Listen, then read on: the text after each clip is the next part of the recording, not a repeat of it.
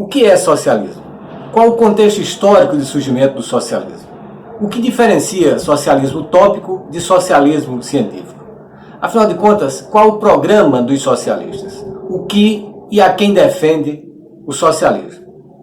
É sobre o socialismo que falaremos neste programa. O socialismo é um programa político das classes trabalhadoras que surgiu no bojo das transformações sociais ocorridas na Europa a partir de meados do século XVIII, a chamada Revolução Industrial. É o período em que a Europa viveu o período de transição entre o capitalismo mercantilista, o capitalismo das grandes navegações, e o surgimento ou desenvolvimento do capitalismo industrial. O capitalismo mercantilista tinha como grande característica a exploração colonial e a expropriação das riquezas dos povos pelos capitalistas, pelos europeus colonizados. A expropriação das riquezas, por exemplo, do continente americano, como o ouro, a prata, o pau-brasil, foram os elementos fundamentais que possibilitaram a acumulação, a chamada acumulação primitiva de capital, que levou a Europa a desenvolver a sua indústria a partir das riquezas que foram expropriadas dos povos das Américas.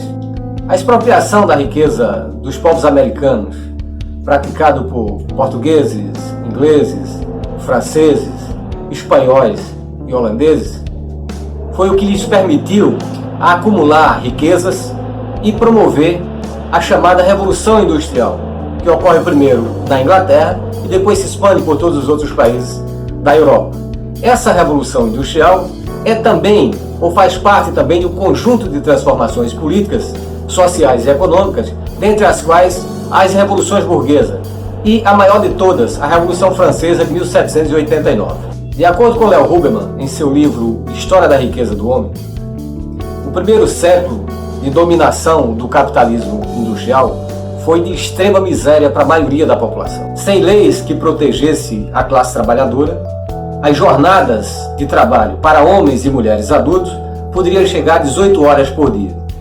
Já para crianças a partir de 4 anos de idade e os adolescentes, as jornadas chegavam a 15 horas por dia. Evidentemente, o salário que essas pessoas recebiam mal dava para se manter vivo. Os trabalhadores e trabalhadoras moravam em locais insalubres, sem água, sem saneamento. Imaginar um sistema de saúde ou um sistema de educação era impossível. É neste contexto que surgem os ideais e o programa socialista, em oposição à exploração e à opressão dos capitalistas sobre a classe trabalhadora. De acordo com o cientista político Norberto Bobbio, o socialismo é caracterizado pelo controle dos trabalhadores sobre os meios de produção e, consequentemente, sobre os recursos econômicos produzidos. A gestão dos recursos econômicos pelos trabalhadores visa a distribuição igualitária das riquezas produzidas, não só pelos meios de produção, mas sobretudo pelo trabalho, que é quem de fato produz a riqueza. Os ideais socialistas e a defesa das classes trabalhadoras são construções históricas que se dividem em duas fases. A primeira é chamada de socialismo utópico e a segunda de socialismo científico. Na primeira fase do desenvolvimento das ideias socialistas, chamado socialismo utópico, destacam-se figuras como Saint-Simon, Charles Fourier, Robert Owen, dentre outros. Mas esses socialistas utópicos não defendiam o fim do capitalismo. Eles defendiam o que hoje poderíamos imaginar como a humanização do capitalismo. Robert Owen, por exemplo, foi um industrial, mas que não se pode dizer que tenha sido um capitalista. Por exemplo, as indústrias de Owen pagavam salários muito altos para os seus funcionários. Os filhos dos seus funcionários tinham escolas pagas pela indústria de Owen. As casas em que moravam os trabalhadores eram casas cedidas pela indústria. E mesmo no período de crise, os trabalhadores das indústrias de Robert Owen não eram demitidos. É como se tivesse uma salvaguarda mesmo nos períodos de crise. Ora, isso é completamente incompatível com o capitalismo.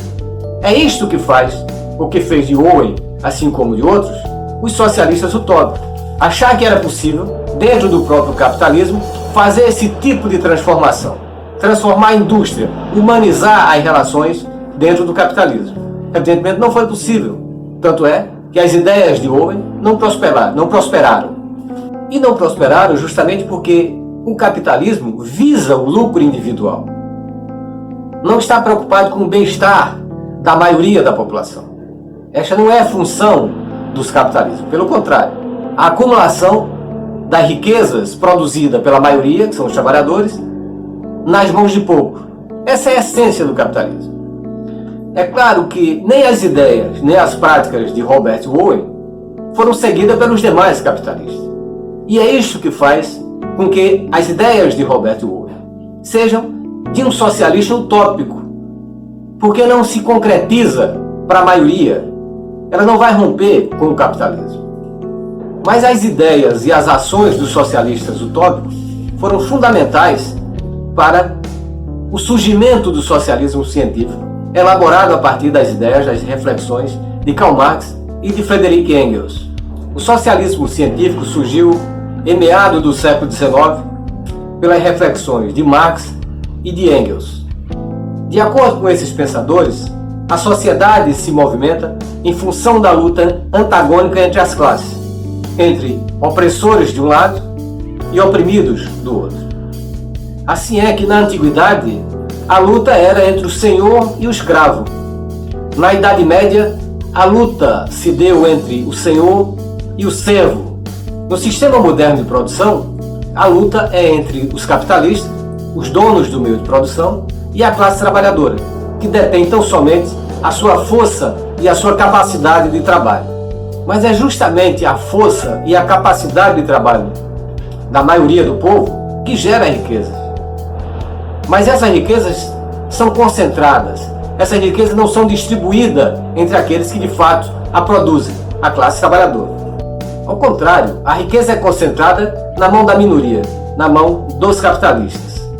Pela análise científica das formas de produção ao longo das sociedades humanas, Marx e Engels sustentam que, dentro do sistema capitalista, é impossível a igualdade social. A distribuição da riqueza entre todos só é possível no socialismo. Mas para se chegar ao socialismo, é preciso superar o capitalismo. E não se supera o capitalismo sem uma ruptura, sem um processo revolucionário.